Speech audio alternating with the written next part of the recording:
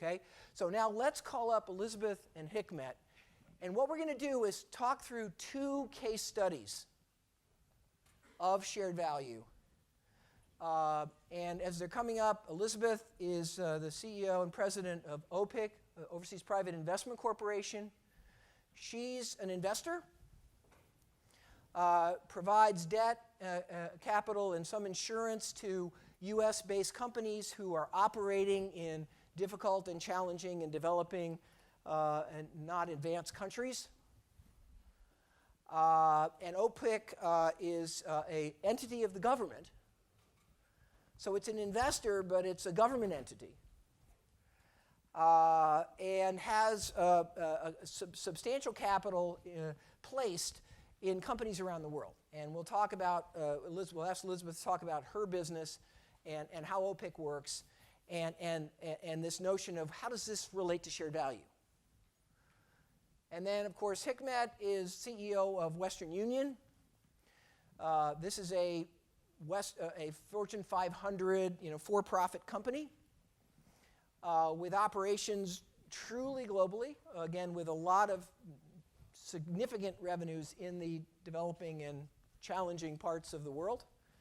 And it's in the business of transferring funds across the globe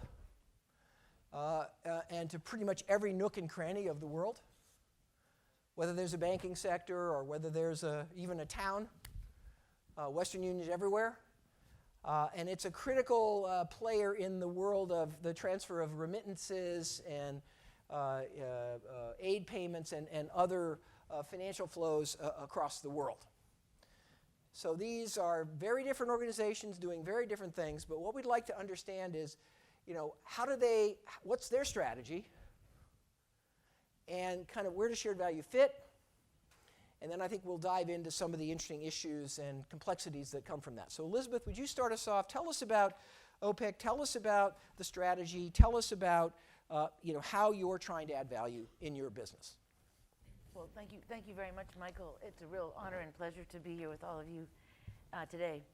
In many senses, your talk earlier got me thinking a lot, and I think I'm going to say completely different things than I was expecting to say, so I apologize if I it's okay. run off the script.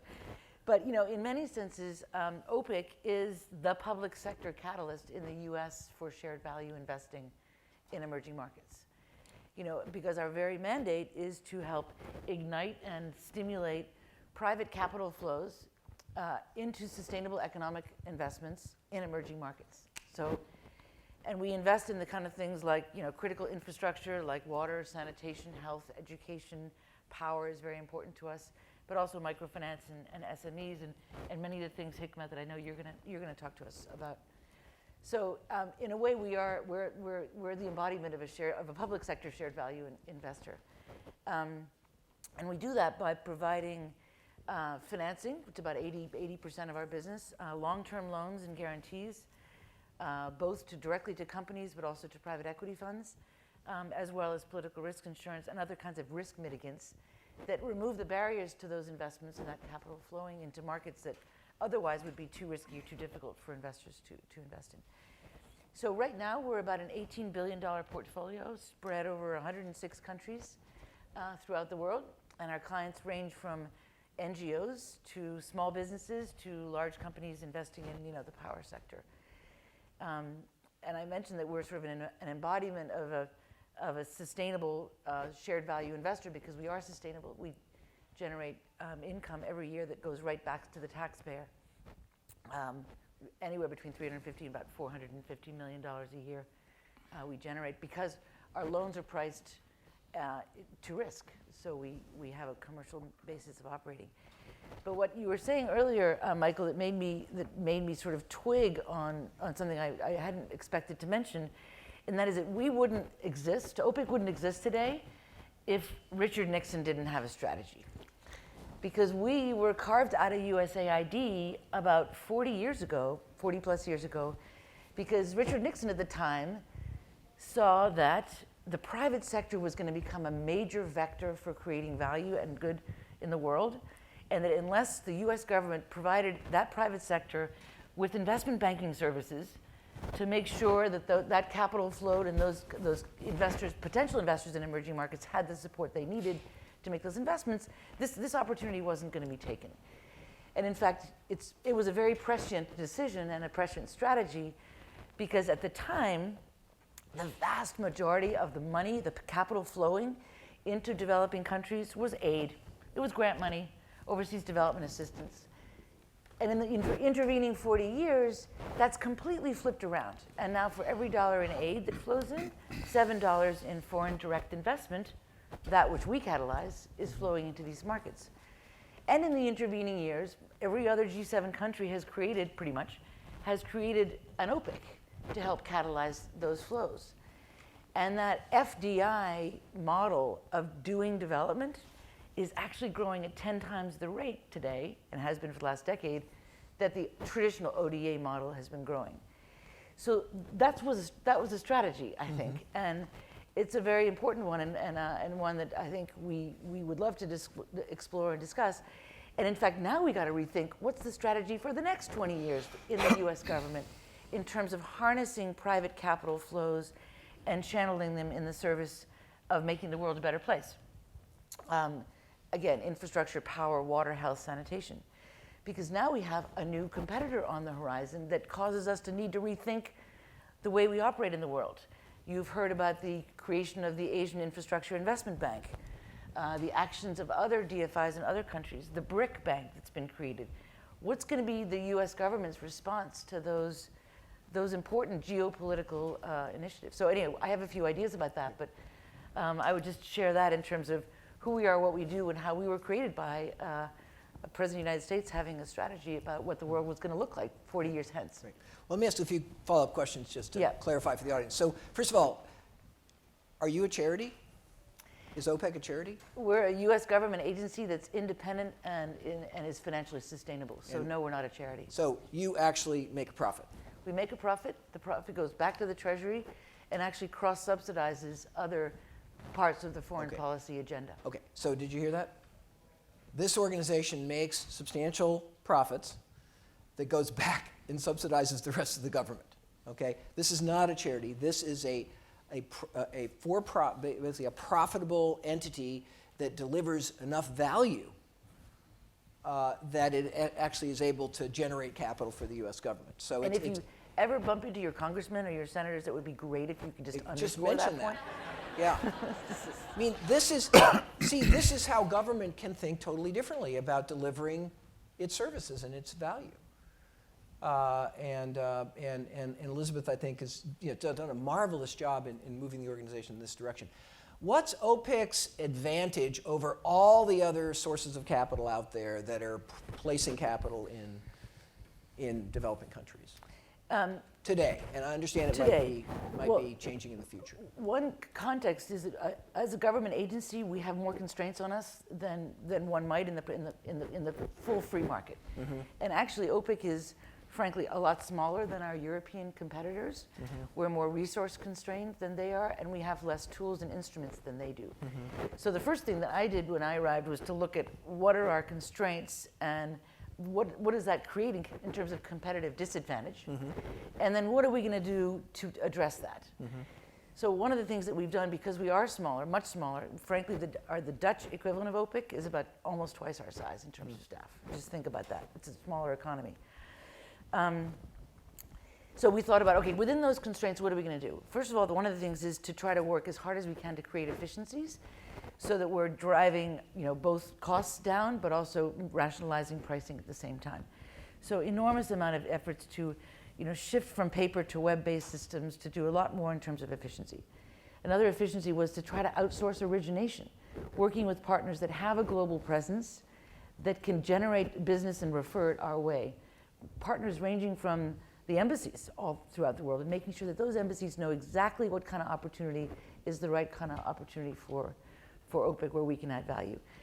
Working with Citibank and other investment banks that have a presence in these markets who can originate transactions, share risk with us, but enable us to see and do business that we wouldn't otherwise see.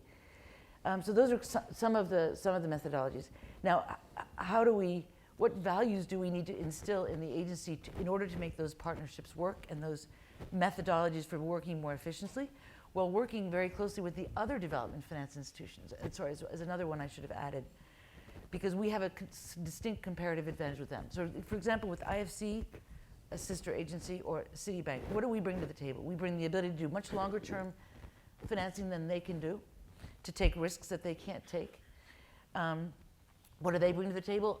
A network on the ground that we don't have, the ability to invest equity, which we can't do, and in some cases the ability to make grants, which we can't do. So we looked at our comparative advantage between these partner agencies and ours and saw, there's a good fit here. But underneath that, to make those collaborations and those partnerships work and the efficiencies within the agency work, we need to instill values like making employees feel that this is the best place they could possibly work in government, and therefore they're willing to invest in those efficiencies. And in terms of making those partnerships work, being frankly pathologically collaborative, and really making sure that we're bending over backwards to try to, be a client service partner-oriented organization to work. Because when you're small and you're constrained and you don't have all the tools that others have, you're kind of the one that needs to make the extra effort. Yeah. And so we've tried to do that. Fascinating. How do you measure how well you're doing at shared value? All of our projects are monitored on a regular basis. We do about 100 a year, and we choose our customers by those that are, we believe, going to uphold the highest standards. You mentioned risk and operational controls. Not only uphold the highest standards of environmental, labor, and social policies, but also report on those in terms of development impact. So we choose our customers carefully, very carefully. Yeah, one of the really key principles of strategy is you choose your customers. The customers that you have isn't a default. And so I think let's accent Elizabeth's comment here, very, very powerful concept. So a government entity can have a strategy based on shared value and adding value in the discovery and providing of capital to kind of bolster that shared value and actually generate hundreds of millions of dollars of profit, quote unquote, that subsidizes all of the other stuff that's going on in the government that isn't making, it isn't thought about that way. Kind of a fascinating example really on the investor or the capital provider side. So let's turn to Hikmet. Hikmet, you're a for-profit company. You've got shareholders. You're global. Talk about the Western Union strategy and kind of how does shared value fit in that strategy, and how is that unfolded, under your leadership and the leadership of your predecessors? Well, first of all, let me thank you having me here, and Justin, thank you also. And yes, we are in Mali. And maybe you used our service. We have about 1,000 locations in Mali. And we are, as a Western Union, in 200 countries and territories. We have about 500,000 locations, 100,000 ATMs, millions of accounts, millions of iPhones, apps, which you can transfer money cross-border. And we do choose our customers. We do choose our customers on the send side. We do choose our customers on the receive side. We specialize on the send side on migrants, which are probably not seen as the most, for many companies, as not seen as the most valuable higher end customers. We call them heroes because they do leave their countries, they sacrifice, they leave their families back home and go to another country and send money back home. Working in a hospital in New York, maybe as a nurse, leaving Philippines with their children and send $300 back home. And this $300 sends a child for a year to school in Philippines and changes the children's life.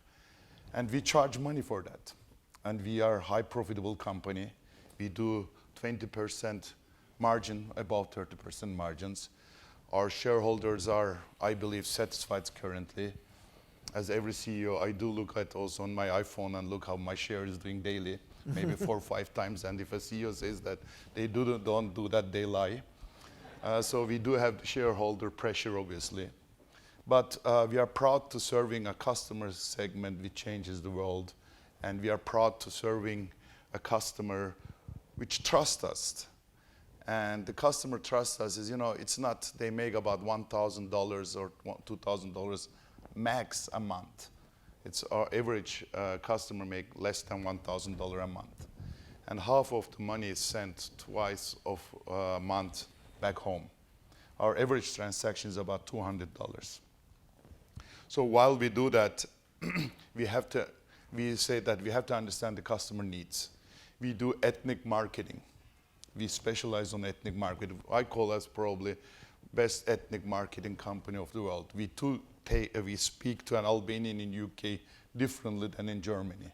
We do speak to a Filipino differently in Canada than in Finland. And we go, we understand their needs. We make marketing. We do Mother's Day. It was just Mother's Day, as you know, last week. We do Mother's Day promotions. We invest there because we know that we're going to get back, we're going to make profit.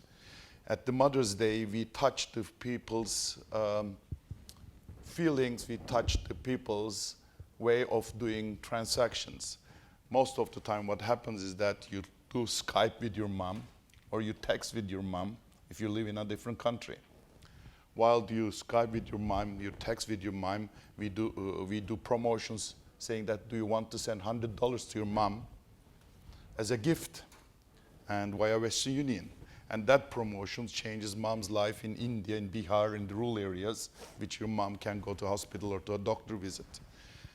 So it is IKEA example, you brought it, that's a perfect example. We as Western Union did specialize on one segment, on the migrants and their loved ones on the back home. And on the second thing, what we specialize also are on the SMEs who try to make cross-border money transfers. Exporter, importers, there are many, many small importers, exporters in developing countries, especially the exporters. When you send your good from Malaysia to UK, it's hard to, when you are a furniture builder in the rural area of Malaysia, it's hard to receive your $40,000 immediately from the UK. But this guy in Malaysia needs the money immediately because he has to pay, he needs a cash flow, he has to pay his employees, he has to produce, he has to create jobs. So it's a creation of jobs in Malaysia. And the exporter in UK wants to pay this guy immediately because he wants to build that value chain that he gets every time the goods. And we went that direction and we invested on SME money transfer, cross-border money transfer. It's our growing part of our business. And within that environment, recently, we launched a new product called NGO Pay. We interviewed actually NGOs, many of them are here, said, what's your needs are? And they told us, I have a problem.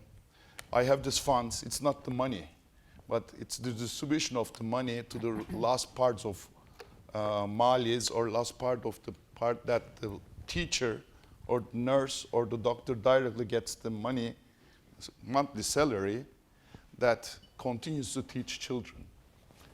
And so what we have done is that we went to the NGOs, say that there's an NGO Pay, we will take the money, let's say $100,000, and divide it by the teachers you want to distribute it, and directly send the money so they can get their salaries immediately, and they can continue to teach the children at school in the rural areas. And another product we recently launched is the University Pays. One of the most difficult things is that US, for instance, and UK attracts students from Asia, students from South Asia, from China. And you get that, they're smart guys, they really know how to run the numbers, they have good statistics. I have some of them in my company. But the issue is that if you are accepted by Oxford or by Yale, Harvard, of course Harvard, the issue is that if you accept it, you get the invitation letter from Harvard, from Professor Porter, but the issue is that if you want to get there, you can't get there because you don't get a visa. You get only a visa if you pay your first installment, first tuition payment. And so what we said that, okay, we went to Harvard, we do it basically with Harvard, and the Indian student pays in rupees, We sent the money to Harvard, and Harvard doesn't want to do anything with it. They just want to teach. They don't want to deal with payments. They just want to know that the money has arrived. They can send a message to the US Embassy in India that the students can go and study. So it's again creating a shared value. We as Western Union have that kind of in our DNA. It's a very mission-driven brand. It's all the 165 years old company. We innovate us constantly. Shared value, you asked, so how we went to the shared value. Well, shared value happened as was default in the past. I'm now 16 years with the company, 15 years at the company. I was running the international part before I became a CEO. I was build it, they will come. It was the globalization. People were moving. Money movement was easy. So I opened countries. Another 100 million there, another 500 million there, another 300 million there. I opened countries, negotiated with the central banks a deal, and then we opened new agents in countries. But then business happened to us, and we were growing like 20, 30%. And if business happens to us, or to you, one of the biggest mistakes what CEOs do is that they lean back, they forget about the future strategy. It blinds you. The profits blinds you about the future strategy. So we said that, I said, and as I became CEO, okay, it was 2009, 2010, after the crisis. So it was all about transformation. They asked me, the board asked me to transform the company. And I said, one of the most important things is the shared value. We have to design it. It should not happen as with default. We included in our strategy how we create shared value. And we created a shared value committee and say that, okay, we have to invite customers there. So we asked just the customers, because sitting in a corner office like my office in Denver, Colorado, looking at the Rocky Mountains doesn't work. You have to understand, you have to get customers. So we invited customers worldwide. We had customer sessions. They told us what their needs are. And one of them were the universities, one of them were the NGOs, one of them were the consumers. So was that shared value happened now by design. Since 5 years we follow the strategy. Mm-hmm. And just one quick question. What is the unique competitive advantage of Western Union as of today? I think the unique competitive advantage is the complexity of the business. It's not easy moving money cross-border. So our uniqueness is, we said that we are not focusing on domestic money payments. We are the competitive advantage. Our competitive advantage is the cross-border money transfer. Mm-hmm. Cross-border, cross-currency. Once you move money from New York to Los Angeles, it's easy. But if you move money from New York to Mali, it gets complicated. And we said that's our biggest competitive advantage. And believe me or not, the changing regulatory environment over time, the last 4 or 5 years, especially the financial services after the crisis, actually helped us. And we invested there. In the beginning, I never forget, my general counsel was walking every 10 minutes to my office. Hey, Hikmet, we should do that. Hey, Hikmet, this is changing. And you know, if a general counsel walks in your office every 10 minutes, you get nervous, right? So I said, no, well, John, listen, this is okay, let's invest here. We went to the board, and I went to the board and to the shareholders saying that, okay, I'm gonna invest with about 4% of my revenue in the anti-money laundering, compliance and regulatory environment. And of course, the investors didn't like it in the beginning, the short term especially. If you look at our, we surprised them. If you look at our chart the last 5, 6 years on your iPhones, you will see there's some dips there. And the first reaction of the investor is that, hold on a second, what are you doing? Your quarterly results, what are you doing here? We told them, this is competitive advantage, this is uniqueness of Western Union. We're gonna invest here because we believe that that's the only company can move money cross-border, 16,000 corridors, 29 transactions every second. It's only us. We're going to invest here. It will be long-term competitive advantage. And it started to be a competitive advantage. Mm-hmm. The companies or banks didn't invest in that. They're getting out of it. And it's also a barrier for entrance for many companies in that environment. Mm-hmm. I had many interviews, and you know it, is that social media will take away your business.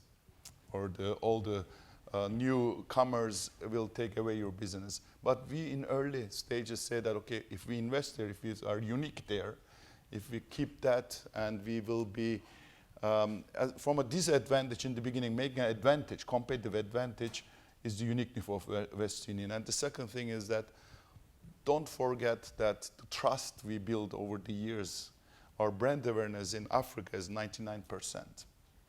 In South Asia is about 98%. And if you ask in that room, Western Union, many people will say in this room, well, Western Union is still sending telegrams probably. You know, remember? We are not. Okay?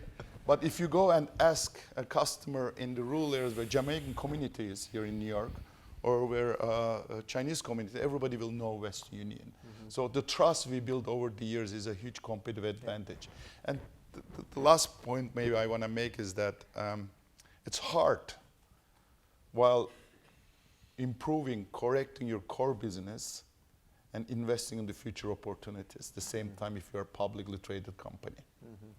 You have to tell your vision, and I learned that it's not happening like that. I learned in my CEO career and made many mistakes also. It takes time to tell the story to your shareholders. It has to be convincing, and you have to execute about the story also. It's not like, one thing investors hate is that the word trust me. It will come. You have to prove that your money you invest in a company gives back, and that's what we have been proving, especially the last few quarters. Mm-hmm. And the reaction on the stock is, shows itself. Yeah. So the core advantage is you're trusted to be honest, to be compliant, to sort of stamp out the illegal movement of money around the world. We hate bad money. To we be love fair good money. to the community, and to really sort of do everything you can to make these products and services really enable people to improve their lives that are in this situation of needing to move money around the world. So, and again, what are all those things I just mentioned? They're shared value. No, absolutely. No, absolutely. I mean, if you, end of the day, the people are smarter than you think. Mm-hmm. Anyway, the customers especially are smarter, the clients. And developing the strategy, sitting in an office that you think you are smarter than the customer, doesn't happen. Everybody listens to the voice of the customer. That's normal. Everybody should do that, every business leader. But predicting the next step of the customer, what will that be, it's the hardest part. Mm-hmm. To do so, you have to live like a customer. One thing we do is that every of my meetings starts with the conference call of a customer, voice of the customers. We dial in all high-paid executives. They make millions, right?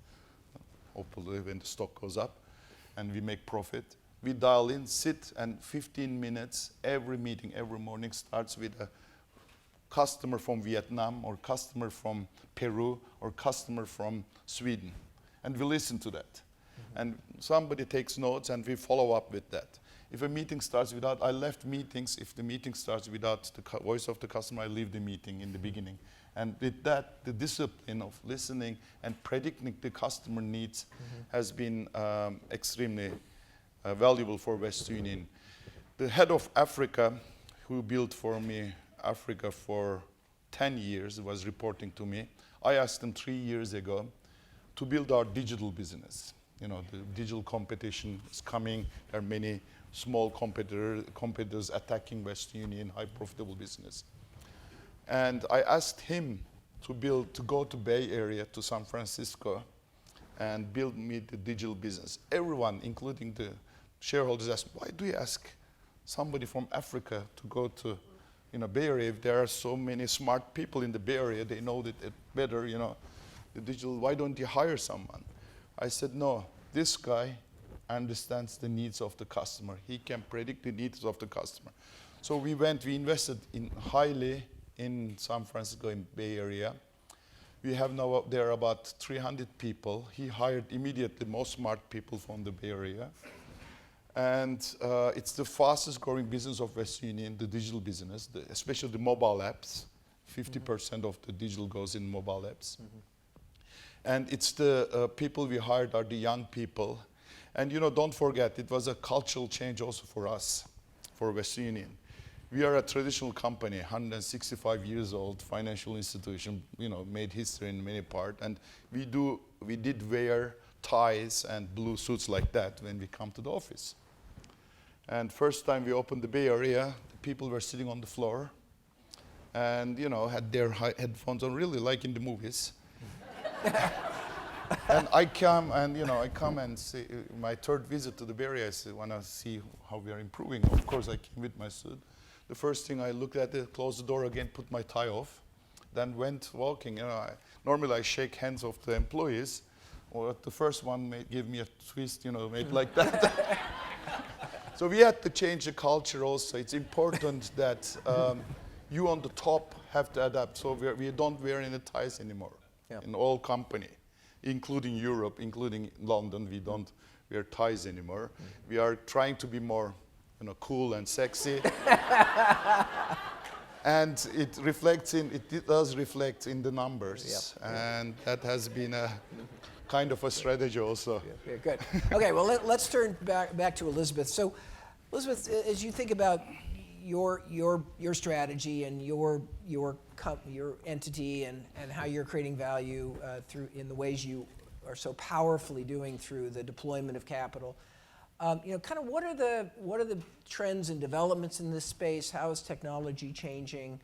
How do we adapt your model over time to continue to generate that shared value where there's more and more entities around the world in the financial sphere, really focusing on the developing world? Well, when I first arrived at OPIC and we just tried to decide what it was we were going to focus on, we really thought about our comparative advantage and thinking, what are the world's greatest challenges that require private sector investment, but where a public sector can have a boost to making that capital flow? And we turned immediately to renewable resources broadly writ, because I think we saw that frankly the opportunity to transform the global economy is right now is into a low carbon economy, basically, and one that is less resource intensive, is probably the greatest economic driver of our time. And we also saw that and it's one of the greatest challenges and one of the greatest opportunities, basically, for the private sector to play a role. So, think about the opportunity to take a global economy, which is right now resource intensive, inefficient, polluting, dirty, expensive, and exclusive, meaning serving only the rich, to one that is sustainable, green, clean, cheaper, and more inclusive. And to us, that was a challenge that we saw our capital could really be quite catalytic. So we established renewable resources as our principal priority, and also low-income countries. But I can come to that in a second. And and we focused on renewable energy at first because that's the one that's the most commercially financeable. That we saw our portfolio in renewable energy grow 100-fold. So we're now doing over $1 billion every year financing renewable energy projects in low-income countries, ranging from huge utility scale projects in geothermal in Kenya and wind in Senegal and in Kenya and solar in South Africa, all the way down to the microgrid, mini-grid, or even solar home systems throughout the continent. So this is $1 billion a year we've been able to generate in that space, and we're very excited about that. But we've also found some traction in other dimensions of renewable resources, whether it be water or forestry. A little bit trickier to find those commercial opportunities, but we've been proud to be able to do that. So the other area that we've focused on that's sort of more of a sector focus. From a regional perspective, we focus on those countries that are the lowest income countries and those that are the most vulnerable to extremism and conflict. Believe it or not, right now, despite the fact that we're generating income and we write off only 1% of our portfolio every year, despite the fact that we're doing, by definition, deals that no bank would do, 30% of our portfolio are in countries that are vulnerable to conflict or surrounded by extremism. So these are areas where we think we have a real comparative advantage. I can talk about the extremism area in a second, but just looking at the lower income countries, take, for example, Africa, where we've made a big effort and are doing about 4 times under the Obama administration than was done in previous administrations every year. And that ranges from critical infrastructure in, for example, renewable energy, as I mentioned earlier, throughout the continent, but also programs like education, where we're supporting an organization, for example, Bridge Academies, which many of you may know, who are doing standardized curriculum used off of tablets in schools throughout Kenya, where they're expanding incredibly quickly and are able to offer a super high quality education for $6 per month per student with much better test scores than were the case before. Or a hospital in Luanda, Angola, that's providing health care to 90,000 Angolans today. So I could go on and on of these stories. But suffice it to say that maybe stepping back, renewable resources, we think, is something where the public and private can do an enormous amount of catalytic work together. And lower income countries and conflict-affected zones are ones where we believe very strongly that with public sector support, the private market can provide the capital that's going to change the way the U.S. interacts in these markets and create investments that are creating the jobs and opportunities and really projecting the best of what we want to project in some of these places, and contributing to the stabilization of places like the West Bank or Jordan or Egypt or Iraq, where we need desperately, as all of us, as mankind, to create opportunities in those markets, and the private sector is the one that's going to do it. And how can you have really low write-offs in conflict-ridden countries? It's the question I get asked an awful lot, and I think there's a number of reasons. One is, and most important of which is that, frankly, the OPIC teams have a huge amount of experience operating these markets. We've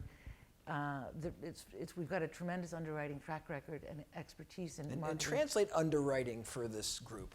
What does that really mean? What's underwriting all about? We know how to structure deals in the safest possible way, that's the most flexible, that's adapted to the cash flows of the underlying project, very long term if need be, to ensure that project succeeds. And one counterintuitive thing that the bankers in you may be surprised at, but which strikes me, is that our non-performing loans tend to be quite high, but our write-offs are quite low. And so the gap between that, which you don't see with private banks, means that we're doing our job, because investors that work in Mali or in Afghanistan, where we have a huge portfolio, or in Iraq or in South Sudan, where we actually are trying to build a hotel, believe it or not, these investors are going to struggle as governments change, as business enabling environments are unsteady and in formation. And so they're going to have delays in their payments sometimes. They're going to struggle. But we work with them to make sure that doesn't translate into failure in the end of the day or a write-off. So I would say that flexibility and that patience is one of the most important reasons why we're able to succeed. And I want to just come back to something that Hikmet was mentioning, because to me, the biggest challenge to shared value really taking hold and transforming the world as it should do and will do is short-termism. And I see short-termism in a number of different variants. You touched on one of the most important one, which is the impatience of the shareholder and the holding of CEOs and CFOs to quarterly results. And there are so few companies throughout the world that actually explicitly embody in their shareholder directives to management that the creation of long-term shareholder value is what that mandate is. I mean, you mentioned Nestle earlier. Nestle's being one of the great companies that has actually embedded that long-term shareholder value into their shareholder proxies. But that's only one dimension of short-termism that's a problem for me. Another dimension is the markets. The markets don't provide 20-year financing anywhere. And some of the most important infrastructure that needs to be built in these countries, life-giving infrastructure, whether it be power or water or sanitation, takes 20 years for the payback. So that's where an organization like OPIC can play a huge role, because because we have a source of funds, the U.S. Treasury, and the public markets with U.S. government guaranteed notes, which is our funding source. We issue notes in the capital markets. We're able to issue 20-year notes, and so we can make 20-year loans. And that solves a very important market gap in many of the emerging markets where you can't borrow beyond 1 or 2 years. And then the third dimension that literally I was just thinking of as we were talking here, of short-termism that's a serious problem, is that poor households have very high discount rates.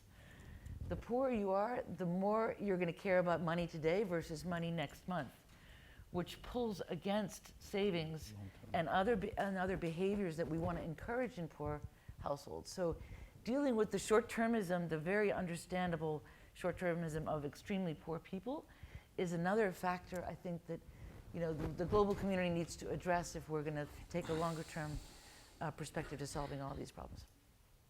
Hikmet, do you want to comment? What's changing in your world? What's the next chapter going to have to be if you're going to continue to prosper? That's a good one. First of all, I like to continue to prosper, obviously, because what I'm doing is it's so fun to run a company and seeing that every transaction changes people's life. That's something that motivates me day by day, and the customer stories, which are the customer stories, motivates me. But I would like to see that within that, coming back to the short term, within that environment, creating a kind of environment which is a long-term circle. I call it as a kind of a 360 view that everyone can participate on that. And one thing, it's nothing wrong to make profit. I mean, it's nothing wrong that we have high prices. I wouldn't have it high, we got criticized I know some of the phases I remember in this room sitting, that we were criticized that you are charging people too high prices. Saying that, why do you, on the poor people, charge that money 5 to 10% on the fee, sending money back home? I would not be in 500,000 locations, won't be in 100,000 ATMs, won't be in Mali, won't be the last corner of India, Bihar, if I don't make the profits. And the customers are paying for that to deliver the money on the last mile.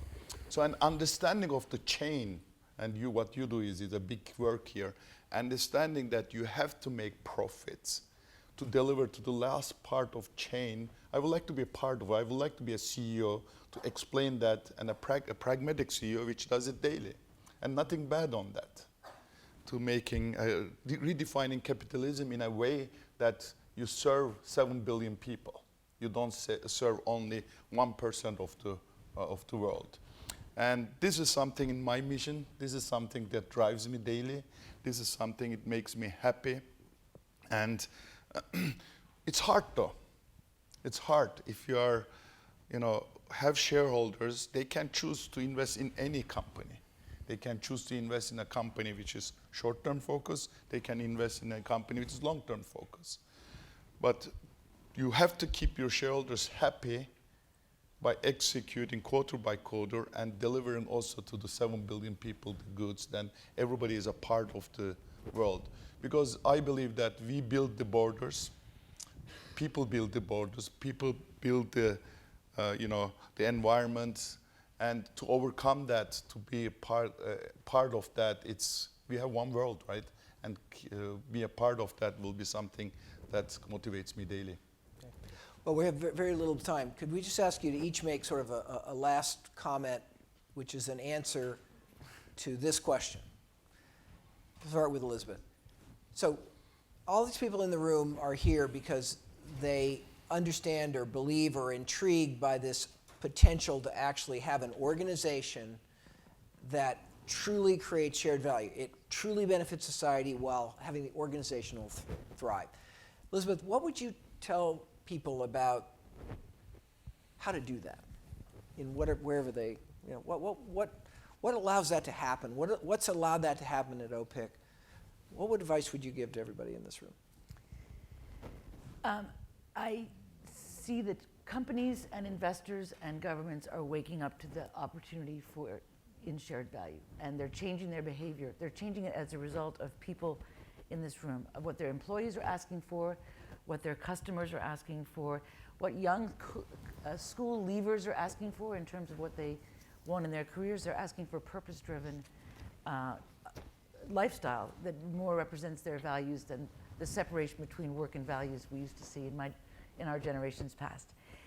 What I think we all need to bear in mind, though, is that as we come at this, there's too much competition between all of us that are trying to drive at the same thing. The socially responsible investing world didn't like the arrival of the upstart impact investors, because who are they to invent this thing? The private sector thinks the public sector has no role in this. The investors think the companies are retrograde and it's only so I think all of us are working towards the same thing. We've got huge new companies that are coming in now, that are looking at this space, wanting to deploy capital, whether it's BlackRock or others in this space, and we need to find a way for them to deploy it in a way that's inclusive and embracing. Many different strategies, many approaches, many labels, but basically we're all driving at the same thing, which is finding ways for capital and business to share value and to create value while doing so in a financially sustainable manner. And so I think that there's going to be many approaches and strategies, but being more embracing and knowing that there's a spectrum of approaches, motivations, incentives, and solutions is the way we need to go.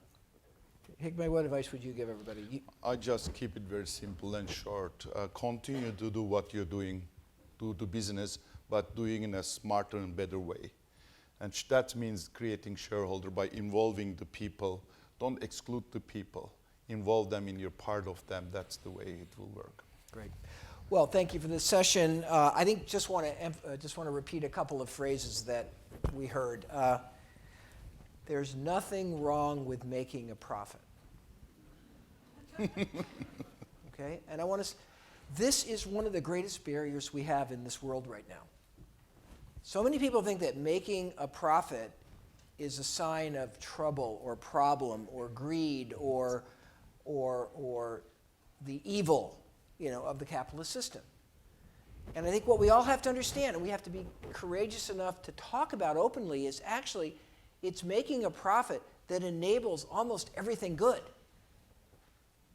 And you've heard some wonderful examples here of how to think about that. So and then I think the other thing is that every organization is going to have a different path here. Western Union is going to deliver shared value in a different way than Citicorp and J.P. Morgan and a mobile telephone-based company.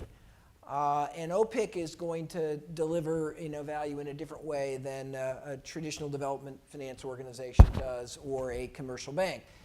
And we need to learn in the shared value space about how to think more strategically rather than just jump on the same concepts or the same opportunities that everybody else is jumping on. So I think hopefully out of this session we can see the fusion of really the essential core of management and business thinking about strategy and this topic of shared value, and also the opportunity. So thanks for our phenomenal panelists who were so clear and so inspiring. And Mark, I'll turn it over to you. Well, and let's thank Michael and the panel. Thank you. I have to. This is great. We're just